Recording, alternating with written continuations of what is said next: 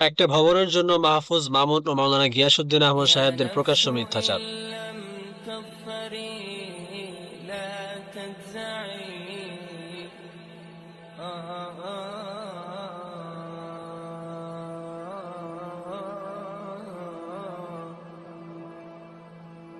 يا نفس إن لم تظفري لا تجزعي وإلى موائد جود مولاك ارجعي. يا نفس إن لم উম্মাহর এই ক্রান্তি লগ্নে এসব নিয়ে কথা বলা কতটা ক্ষতিকর তা জানা সত্ত্বেও বলতে বাধ্য হলাম। এই সময় যারা মুক্তির পথ দেখাবেন বলে মানুষ ভাবে, যাদেরকে নিয়ে মানুষ স্বপ্ন দেখে, তারা এত বড় মিথ্যাচার কিভাবে করল? সম্মিলিতভাবে এমন মিথ্যা কথা!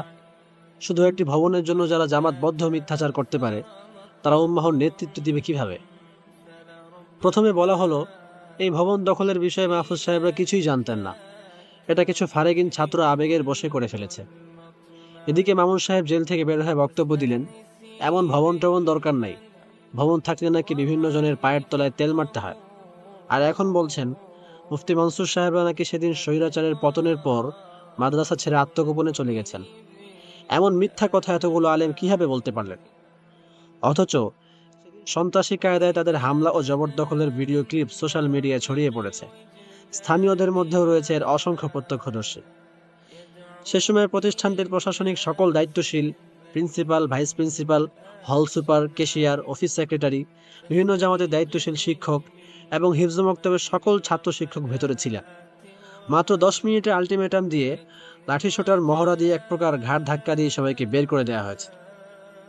এত বড় মিথ্যা বলার পরও শরীয়তের দৃষ্টিতে তাদের শাহাদাত আর গ্রহণযোগ্য থাকে?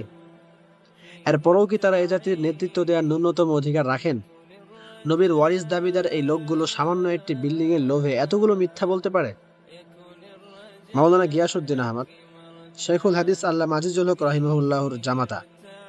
শেখুল হাদিসের ফ্যামিলিতে অন্তত একজন হলেও ইনসাফকার ও সত্যনিষ্ঠ ব্যক্তি আছেন বলেই মানুষ বিশ্বাস করত। কিন্তু দিন শেষে সেই বিশ্বাসও ভুল প্রমাণিত হলো। তিনি তার কর্মকাণ্ডের মাধ্যমে প্রমাণ করলেন যে তিনি প্রকৃত অর্থেই মামুনুল হক এবং মাহফুজুল হকের বোন জামাই। মামুনুল হকের পুত্র জিমামুল হক, এই সেই জিমামুল যার নেতৃত্বে রাহমানিয়া পুনরায় দখল করে নেওয়া হয়। এর সুস্পষ্ট প্রমাণ এখনো সোশ্যাল মিডিয়ায় বিদ্যমান। ذاك العطاء المتنوع وردوا على نهر الحياة وكلهم شربوا وكم فرت من متضلع. রাহমানিয়া ভবনে সেদিন সবাই ছিল, কেউই পালিয়ে যায়নি। ভবনে নাজেরা, হিফজ, সরেবেকায়া, জালালাইন, মিশকাত, দাওরা ও ইফতার ছাত্ররা থাকতো। সে সময় হযরত মুমিনপুরী হুজুর, কারি সাহেব হুজুর সহ অনেক উস্তাদ মাদ্রাসা ছিলেন। নাজেরা, হিফজ ও বড় ছাত্রদের হাতে গোনা কয়েকজন ছাড়া বাকি সকলেই ছাত্র জনতার বিজয় মিছিলে যোগদান করতে গিয়েছিল। আইনি প্রক্রিয়া ছাড়া এই ভবন মুফতি সাহেব হুজুর পক্ষ গ্রহণ করেননি, ভবিষ্যতেও করবেন না। অপরপক্ষের দখল পদ্ধতির পথ কখনই অবলম্বন করবেন না। অপরপক্ষ এ নিয়ে দুইবার একই কায়দায় দখল করলো। আইনি প্রক্রিয়া কিংবা শরীর ফায়সালায় তারা কখনো এই ভবন বুঝে পাননি, পাবেনও না।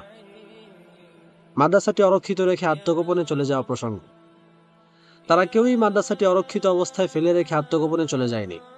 একটা মাদ্রাসার জন্য এমন জাতীয় পর্যায়ের মিথ্যাচার জায়েজ হলো কিনা বিজ্ঞ মুফতি সাহেবান ভালো বলতে পারবে।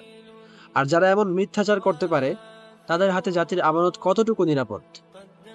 মূলত যেন তেন কেউ এসব করলে হয়তো এতটা উদ্বিগ্ন হওয়ার বিষয় ছিল না, কিন্তু যারা এসব করছে তারা আজ জাতির কর্ণধার সেজে বসে আছে, আর জাতি তাদের হাতেই ক্ষমতার লাগাম তুলে দিচ্ছেন।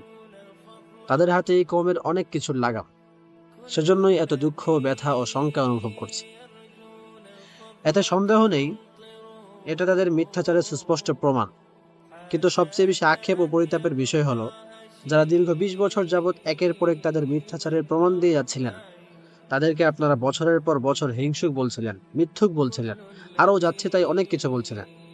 এখন এই ছোট্ট একটা প্রমাণ দেখে আপনারা উদ্বিগ্ন হয়ে উঠেছেন যে জাতির লাগাম যাদের হাতে, তাদের তাকওয়ার এই অবস্থা। অথচ দীর্ঘ 20 বছর যাবৎ আপনারা এই যুগের হারিস ইবনুল হাম্মামদের অকুণ্ঠ সমর্থন করে এসেছেন, তাদের সমস্ত কুকীর্তিকেই জাস্টিফাই করেছেন। এত এত প্রমাণ থাকা সত্ত্বেও তাদেরকে অভিষ্ট লক্ষ্যে পৌঁছে যাওয়ার সিঁড়িতে উঠিয়ে দিয়েছেন। এখন উদ্বিগ্ন হয়ে কি লাভ?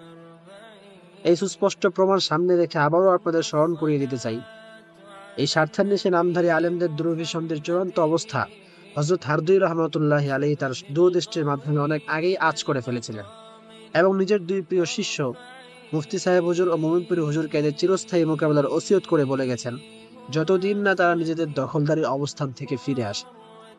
জামিয়ার বৈধ কর্তৃপক্ষ সবসময় এই মূলনীতির পথেই চলবে ইনশাআল্লাহ। بالمجد العظيم